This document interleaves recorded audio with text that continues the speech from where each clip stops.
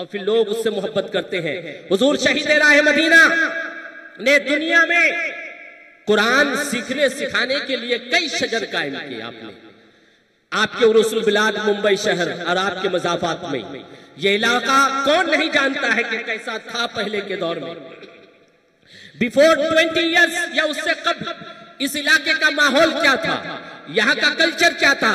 इसी सरजमीन पर एक ऐसे इदारे की जरूरत थी, एक ऐसे दीनी इदारे की जरूरत थी जहां से दीन इस्लाम का पैगाम आम किया जाए, पैगाम कुरान आम किया जाए, अहादीस रसूल के दर्स देने का इंतजाम किया जाए।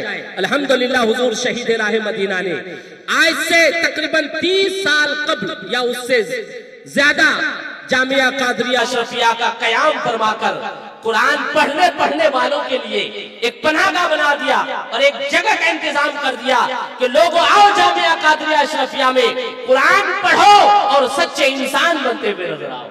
जो कुरान पढ़ेगा, जो समझेगा, वो इंसान होगा। इसलिए कि कुरान में क्या है, कुरान में क्या है मैं बताता हूं आपको। कुरान में क्या है?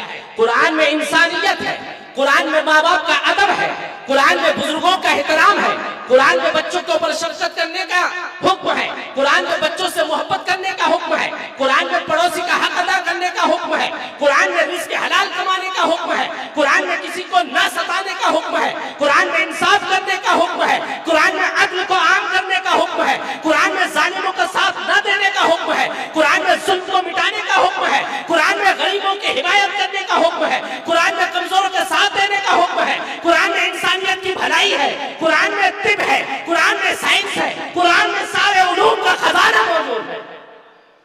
ये कुरान की हकीकत है। कुरान में सारा खजाना मौजूद है। दुनिया की सारी चीजों को अगर तुम ढूंढना चाहते हो तो कुरान में ढूंढो, कुरान में तुम्हें सब मिल जाएगा। आज अगर तुम्हें डॉक्टर बनना है तो पर्टिकुलर बुक्स ही को पढ़ना है, कुछ खास चुनिंदा लोगों ही को मानना है। मगर आओ कुरान में तुम जो ढूंढना चाहोगे तुम्हें कुरान वो देता हुआ नजर आएगा, क्योंकि ये किताब वो है जिसका नाजिल करने वाला, जिसका लिखने वाला कोई दुनिया का आदमी नहीं बल्कि खालिक के दो जहां है। और ये कुरान जिस पर नाजिल हुआ वो सैयदुल मुरसलीन खातिमुन नबिय्यीन महबूबे खुदा है। और ये जरूरी है कि अगर कुरान समझना है तो डायरेक्ट ना समझना। कितने कुरान पढ़ने वाले गुमराह भी हो गए। कुरान खुद ही कहता है मुझसे बहुत से लोग हिदायत पाते हैं, बहुत से लोग गुमराह हो जाते हैं। इसलिए अब कुरान समझना है, कुरान पढ़ना है तो साहिबे कुरान के जरिए कुरान समझो। कुरान समझना है तो प्यारे मुस्तफा की जिंदगी उठा के देखो, हुजूर की सुन्नतें उठा के देखो तो तुम्हें कुरान के हलावत, कुरान का मिठास नजर आएगा। अल्लाह समद उसी अजीम किताब को जिन बच्चों ने अपने सीने में महफूज कर लिया है। अच्छा, दुनिया की वाहिद किताब है जिसे बाय हार्ट किया जाता है, जिसे हिफ्ज किया जाता है, जिस किताब को अगर मशीनों में ना छापा जाए तब भी ये किताब बाकी रहेगी, जिस किताब को अगर प्रेस में ना प्रिंट किया जाए तब भी ये किताब बाकी रहेगी। इसलिए कि ये वो किताब है जो मशीनों में नहीं, किताबों में नहीं, बल्कि अपने मानने वालों के सीनों में महफूज है। हमारे सीनों में कुरान है। उसी कुरान को जिन बच्चों ने अपने सीने में महफूज कर लिया है उनकी दस्तारबंदी है। दस्तारबंदी मतलब उन्हें सर्टिफिकेट दिया जाएगा हाफिज ऑफ कुरान का, उन्हें उनके सर पर दस्तार पगड़ी बांधा जाएगा और उसे गांव जाने के जुब्बा पहना जाएगा।